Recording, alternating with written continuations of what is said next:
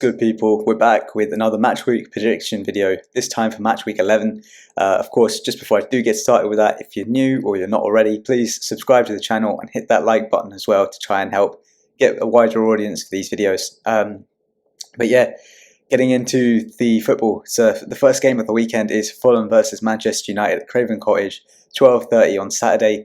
And they've had quite contrasting weeks. You know, Fulham drew away to Brighton last weekend in the Premier League, and then followed that up with a win away to Ipswich in the League Cup. Now, Ipswich may be a Championship opposition, but they're doing pretty well in the Championship, and I think that win was quite impressive for Fulham.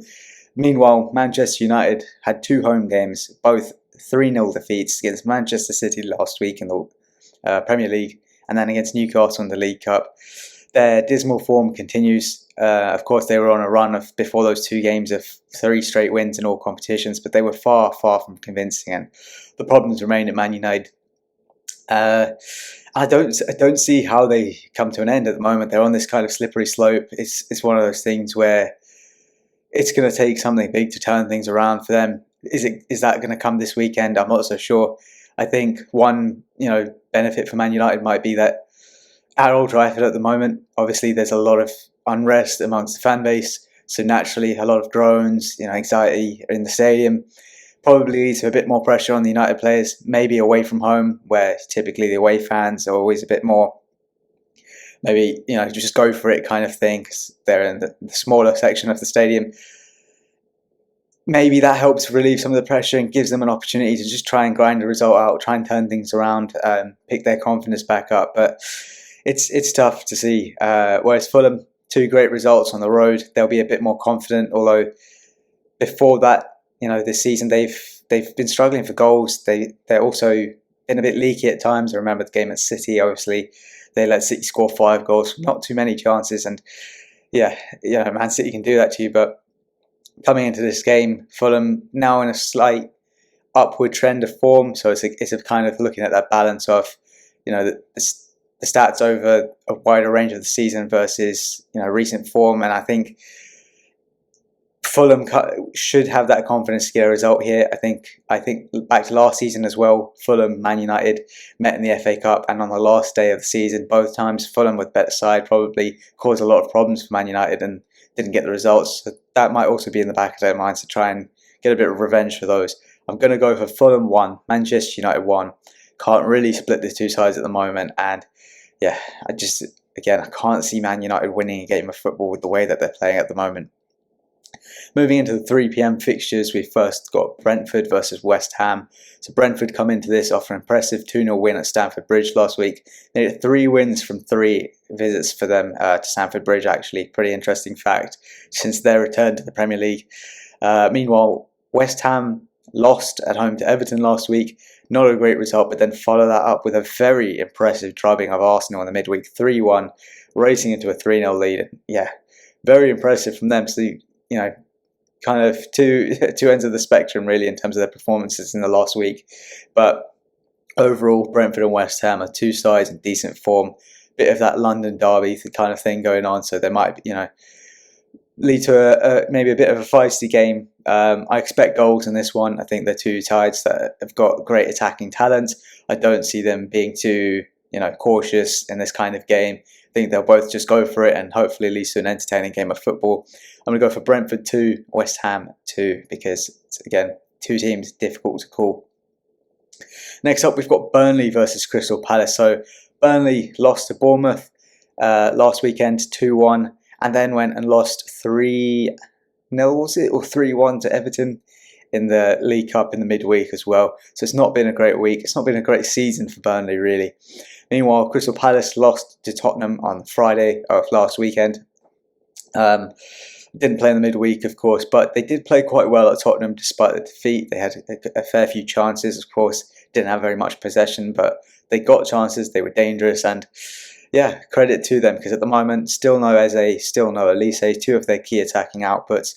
And I think that is going to be a struggle for them, naturally. As for Burnley, similar story, I guess. They're struggling to score goals, both teams, so I don't see this being a very high-scoring game. I think it might be a bit of a boring one, if I'm being honest. Burnley in particular, just disappointing me this season. they won the championship with quite ease last season. They were very impressive. Of course, it's a big step up from the championship to the Premier League, but you would expect a lot more of them and Vincent Kompany bringing them into the Premier League this season. Hasn't quite clicked for them, but I'm not going to lose faith that they haven't got the ability that they showed last season in the championship. So I think that this might be a game where they grind out a result. It's like I say, I don't think either sides score many goals, so it's not going to be too entertaining. But I can see Burnley winning this one 1-0, and maybe starting to turn their form around a bit. Next up, we've got Everton versus Brighton. So Everton beat West Ham last weekend, and then Burnley in the midweek. Great week for them, great form they've been in recently. Of course, they did lose the Merseyside derby, but generally things have been looking up for Everton after a shaky start to the season. Meanwhile, Brighton dropped points in the draw against Fulham last week, but quite importantly, had the midweek off. They didn't play in the League Cup, having gone out to Chelsea in the previous round. And I think that rest is going to be very valuable for Brighton.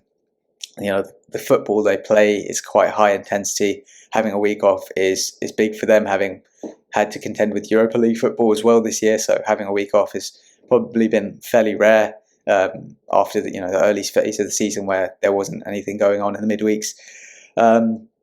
I think that kind of energy is just going to maybe be a bit too much for Everton, who did obviously have to play in the midweek. I think this, like I say, Everton been in good form. I think this could be a bit of a humbling for them where they're going to get beat. I'm going to go Everton 1, Brighton 2. I just think the rest that Brighton have had in the midweek will be enough to kind of get them out, get them sharp and firing. And then the next game isn't until the Thursday, so they've got a nice gap ahead as well. So, next we've got Manchester City against Bournemouth. Man City, of course, beat Manchester United 3-0 at Old Trafford last week. Surprisingly, have had a week off because no midweek game for Man City. They were already out of the League Cup, going out to Newcastle in the last round.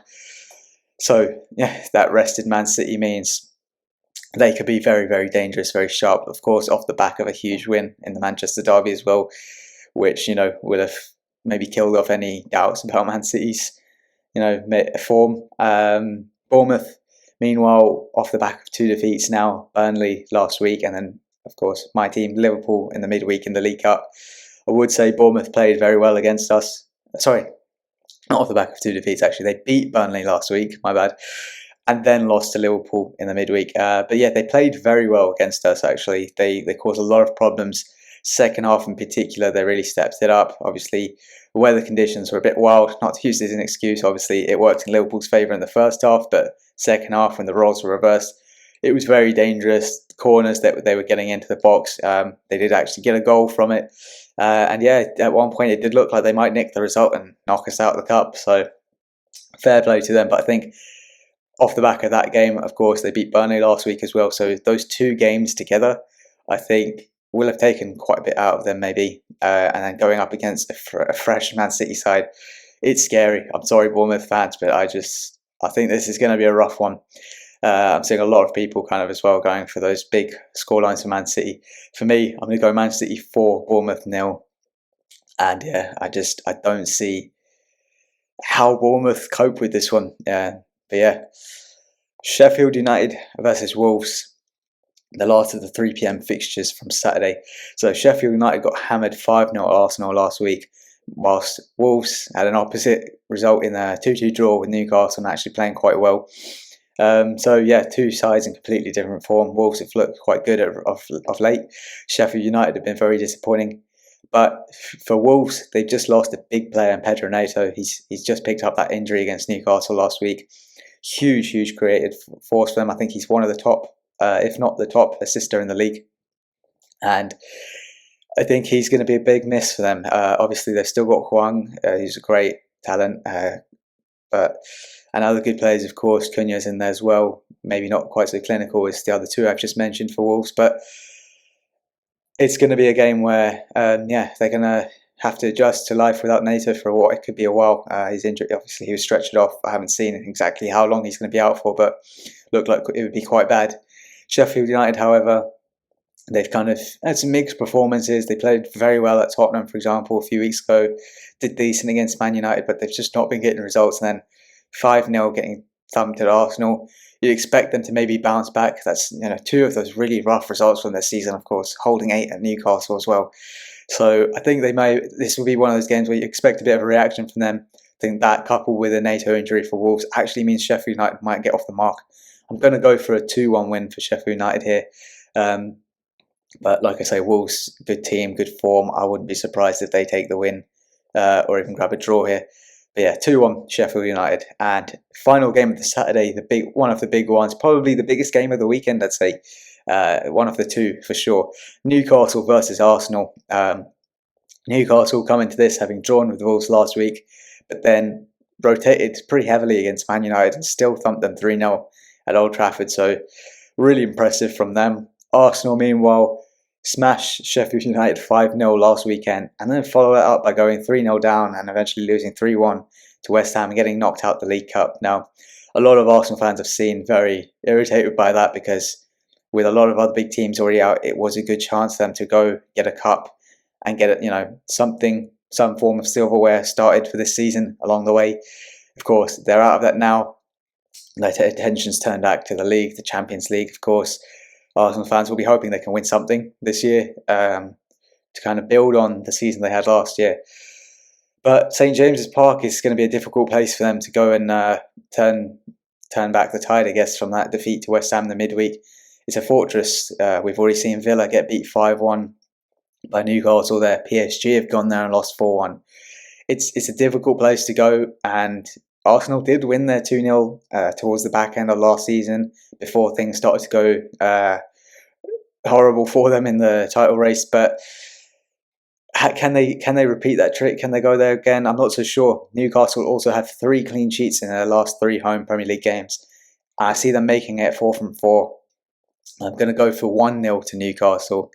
It's a tough game to call, honestly, but I think that home advantage is just something for Newcastle. It's a bit too much at the moment. And yeah, they've had an opportunity to finally rest some players in the midweek. They've got a few injuries to contend with, of course. Arsenal got some players back from injury. They also rested, so it should be a good game. But I think it'll be one of those tense ones. Hostile atmosphere, 1-0 Newcastle is where I'm going. So, moving on to Sunday's fixtures. So we have Nottingham Forest taking on Aston Villa. First of all, so Forest come into this off a 3-0 defeat to Liverpool. Pretty flat performance, if I'm honest. There wasn't too much going for them. Anthony Elanga, I don't know if he's on loan from Man United or if he's joined on a permanent, but he was probably their bright spark from that game, as I mentioned in my post-match review. I think he could maybe be, a spark for them again against Villa. But Villa come into this having beaten Luton 3-1 last weekend. They, of course, didn't play in the League Cup either, so both sides have had the midweek off to rest. That week of rest, I think, is going to benefit Aston Villa more. Great talent, obviously attacking talent. The likes of Diaby, Watkins. Honestly, they are a threat under Unai Emery. I think one of probably the highest performing teams for points tallies. Goals scored as well. I think they lead the charts this season. So, yeah, it's going to be a very tough game for Forest. I think, like I say, that week of rest for Villa will help them, keep them sharp. They then also don't play till Thursday, so they can just go for this one. I'm going to go for Forest 1, Aston Villa 3. And if Mr. Diaby can get on the score sheet, that would be great for my FPL. Then, second to last game of the match week, we have Luton versus my team in Liverpool. So Luton come into this off the back of a 3-1 defeat to Villa. Meanwhile, Liverpool come into this off consecutive victories, beating Nottingham Forest 3-0 last weekend, and then Bournemouth 2-1 in the League Cup to book our place in the quarter-final. So, yeah, Luton, what to say about them? I mean, they've looked poor for the most part this season. They give up a lot of chances. We've seen that against Aston Villa, against Tottenham not too long before. They're struggling for sure, but they are a team that have, put in some moments. They've got some goals here and there, and I think this is a potential banana peel, as I think any team having to travel and play away to Luton this season is going to be. Small stadium, they've obviously just come up to the Premier League for the first time. It's one of those atmospheres that can be quite difficult. If you don't quite take your chances early on, it can build the pressure on you, especially as the crowd get more up for it, more confident.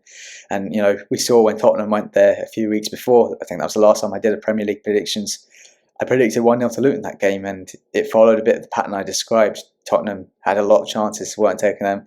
Then they get a red card, and suddenly Luton actually have a chance to make it 1-0 in the second half and don't take it before Tottenham edge it out 1-0 themselves. So I think a lot of this game is going to rest on Liverpool. I think Luton are going to give up chances. It will be there. It's just down to us to, can we show some more of that ruthlessness, that clinical touch that we've shown recently, take our chances and make sure that we come out of this with 3 points we should be getting, or is it going to be a rough afternoon, similar to what we just saw against Bournemouth, really in the midweek?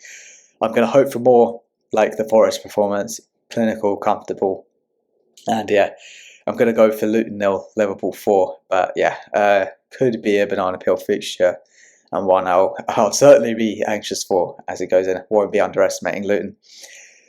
Finally, one of the other two massive games of the weekend is Tottenham versus Chelsea. So Tottenham come into this having beaten Palace last weekend, keeping up their unbeaten start. Of course, one of just two sides alongside their North London rivals in Arsenal. They're still unbeaten in the Premier League after 10 games. While Chelsea come into this having lost 2-0 to Brentford last weekend and then beaten Blackburn 2-0 in the midweek. Now, Blackburn are a side they should be beating, of course, but just before Brentford, they did also have that impressive game against Arsenal, 2-0 up and then through it. That game itself kind of sums up Chelsea's season, very inconsistent. It makes them very difficult to predict, particularly in a predictions video like this.